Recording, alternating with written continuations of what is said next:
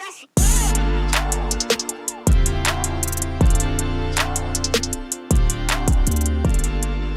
up, everybody? This is Brendan here with Traklife. Great to be back with you all for another interview. Got a treat today. I'm here with Josh from Neutral Snap. Hi, guys. The winner of the Traklife People's Choice for New Orleans rock bands from not too long ago. We got the chance to sit down with him and gonna get some great insight. Josh, how you doing, buddy? How are you, man? Thanks for having me, Brendan. No worries. Of course, dude. Let me get my cat out of the way. All right. So for the people who might know your name, Traklife fans from the People's Choice, New Orleans Rock People's Choice, they might not know a lot about you or the band. Can you give us a bit about sort of what the band is about, kind of the origins and all that, and your story? Sure, yeah. So Neutral Snap was founded by me and JP and my friend Walker in 2011.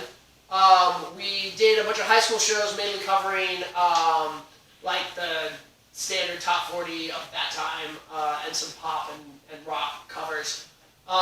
We kind of excelled in the college scene, played a lot of shows throughout college towns, and kind of made a name for ourselves. We dropped our first album, Sorry I Passed Out, in 2020. It was received very well. It's a standard heartbreak album. We're currently working on our second studio album, Tell Me How I Feel. It's kind of a summation of all of the emotions that I feel like we as kind of like millennials and Gen Zers have felt throughout kind of these unprecedented times. And I think it's a really cool kind of back and forth of how we have this sense of almost abandonment and how we come to find fulfillment in different ways. That kind of speaks to what the next question I had was, is how would you describe it a little bit, but kind of what the music is about? It's obviously the genre of pop punk. It's a lot of, heartbreak anthems and this and that, but you kind of touched on there's a lot more to it than that. Right. So in our first album, it was very much high energy pop punk, like 2005 straight from the veins. And I think in this album, we kind of went out of our comfort zone a little bit. We were able to kind of experiment with different sounds, different tempos. We have kind of some real deep cuts in the album. We still have the poppy, high energy stuff, and then we also kind of have some music that's like more true to the punk genre in general. But all in all, I think it's a much more very well thought out, well produced work than Sorry I Passed Out was. Awesome. So you guys definitely think that your songwriting's evolved over time? Yeah, absolutely. And it came with the more you do it. So my friend Bo Bailey from the Revelries told me that songwriting is like running a bath in an old bathtub. So when you start it and you start the water, all that comes out is shit. It's just terrible, gross muck that comes out. But the longer you leave that water running, the cleaner the water that's going to be. The cleaner the water is, and then soon you're left with a clean bathtub. And I think that's what really, that's kind of like how I feel about songwriting. Is at first, you kind of get this like raw, kind of gross kind of songs coming out. And if you just turn the water off after that, then you're never going to get a great song. But, songwriting for us is like pounding through crap. Like, part of songwriting was just me and JP sitting on the floor just yelling at each other for like half an hour. Just like going through a song idea and ended up scrapping it completely. But songwriting for us now has become a whole lot more fun. And we've gotten better at it, I think. And we've kind of we've been able to trust each other more in what we can all bring to these songs. We're much more confident with what we're putting out now. Well, I do think confidence is a great word to describe the latest single. Yeah. Can you talk us through kind of the thought process, if there was one, of after high school and college, kind of sticking it out in New Orleans? This is a town that obviously has a rock scene, is all due, but it's known obviously in popular American worldwide culture for for jazz and blues and all that stuff. So was there any kind of conscious decision like we're gonna do it here and just pedal to the metal? That's a great question, and it's something that we as a band have thought about a lot. Because yes, there is a rock scene in New Orleans, but it's all but dead. And we've known that here. We get very little love in New Orleans. And we don't worry about it. We do kind of rely a lot on our traveling, on our touring, to kind of keep food on the table. So while sometimes we may struggle in New Orleans, we still have a pretty good base here. But like some of our biggest cities are Baton Rouge, Louisiana. We play a lot there, and a lot in Georgia and South Carolina. So Clemson, Statesboro, Savannah, Columbia. You know, so many cities outside of kind of the New Orleans scene that we also make our mark in, and we're willing to really go anywhere. So I guess touring. To answer that in short, it would probably be our touring. New Orleans people will come out to see you if you're worth seeing. Otherwise, there's so many things going on in New Orleans that they would rather not. You know, and that's been really the live music culture of like a lot of what we've seen based on our touring. Is that if you want people to come out to your shows, you need to be the move, you know?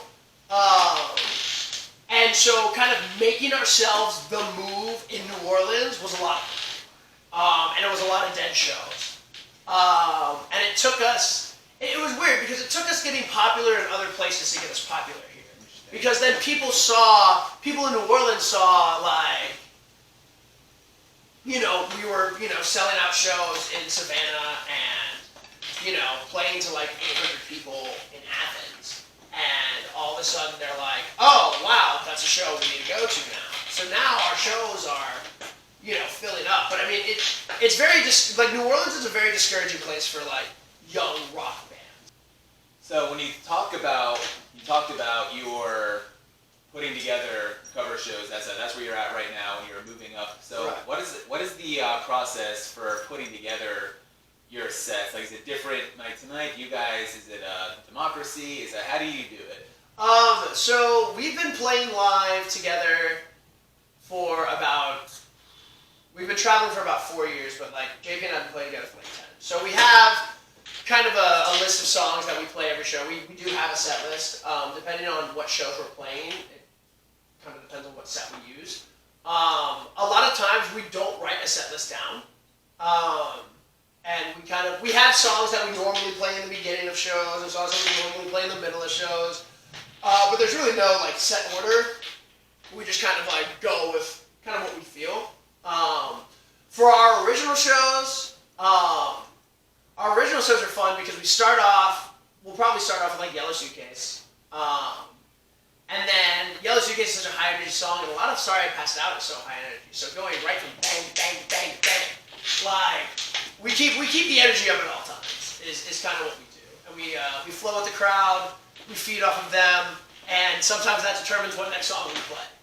You know, for cover shows, if someone yells out a song and we know it, we'll be like, you know, screw it, let's do it. But yeah, it all depends. It is really a night to night. More on you as a vocalist. Who do you think are kind of your sort of inspirations, if you have any that come to mind? Yeah, I have a few. So Ben Barlow of Neck Deep has always been a huge inspiration of mine. I think he's the best voice in the scene, no doubt. Wow, there's so many names, and it's very funny. I draw a lot of inspiration from my friends. So Tom Lynch in the band Townies, yes. And Casey O'Rourke from the band Flow Tribe.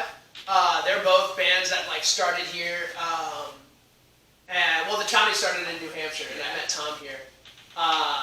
But Tom has like an amazing like garage punk wail to it. Tom that is like Rise Against Vibes. yeah, Tom is great. And Casey had so much swagger whenever I'd see him live that I would model some of like my movements and like my stage presence after him. But on the scene, Ben Barlow, definitely from Neck Deep, has a great voice. Who else? Ryan Locke from Seaway, amazing.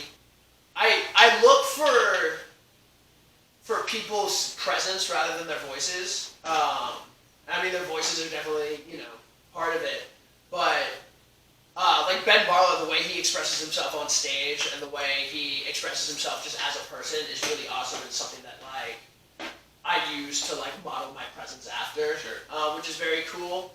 What do you think is there, if there is one, it's kind of the secret to being creative with, your merch and your outreach and all of that. Like, to best, keep the fans engaged. Like you said earlier, this is all about, here in New Orleans, getting the people engaged, making it the thing. Right. One, we're very likable people, I like to think. And we make stuff that we think other people would enjoy, but at the same time we would enjoy. So anything we put out, like, we don't not like anything we put out. And we have a lot of pride in the things that we do put out. Also at the same time, we're putting out things that we love, but we want to, make sure that other people love them too.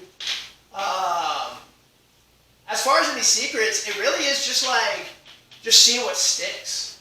And being confident in releasing them.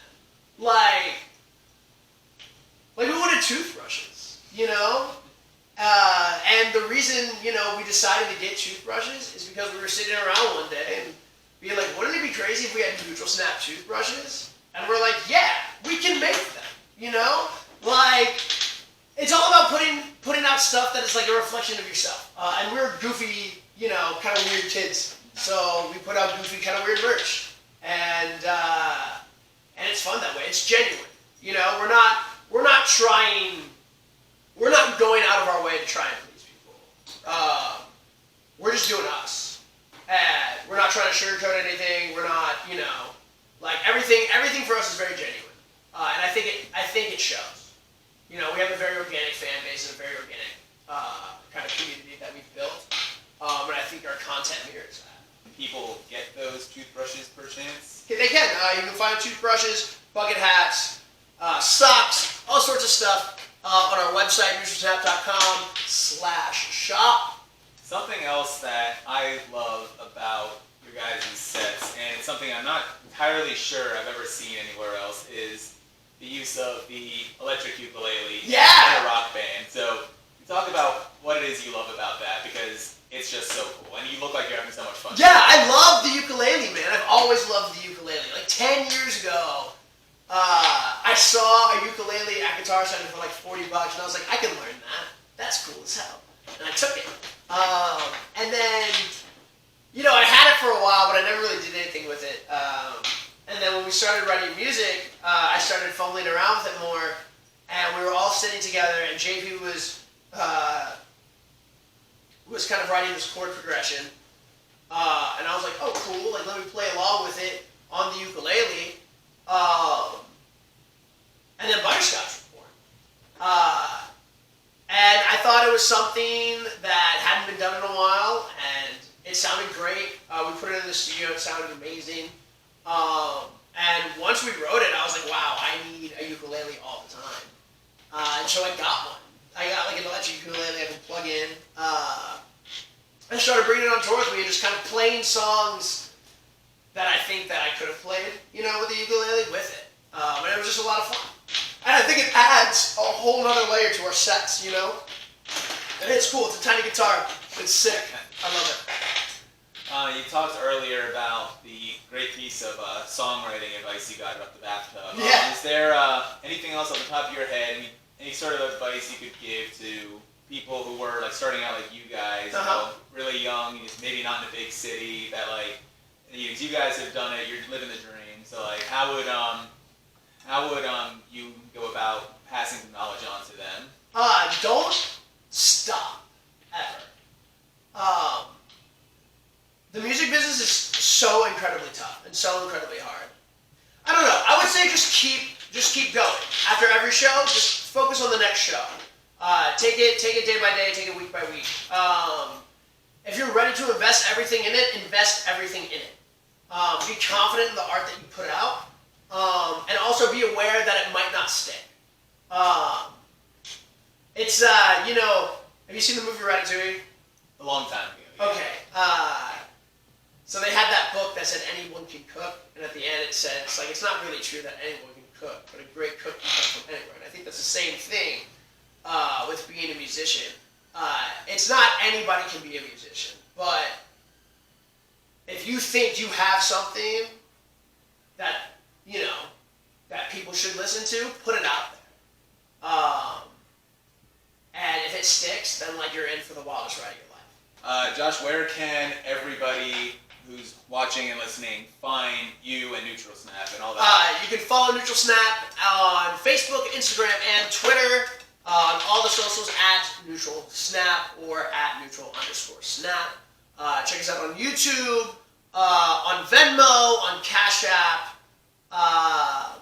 Follow me on Twitter at Josh Neutral Snap. I post funny things. Alright, and the new album comes out when? Our new album, Tell Me How I Feel, drops October 22nd on all streaming services. Alright, you guys, you heard it there. That is where to follow Josh and the rest of Neutral Snap. Thanks, everybody, for tuning in to this Traklife interview, and we'll see you soon. Right on.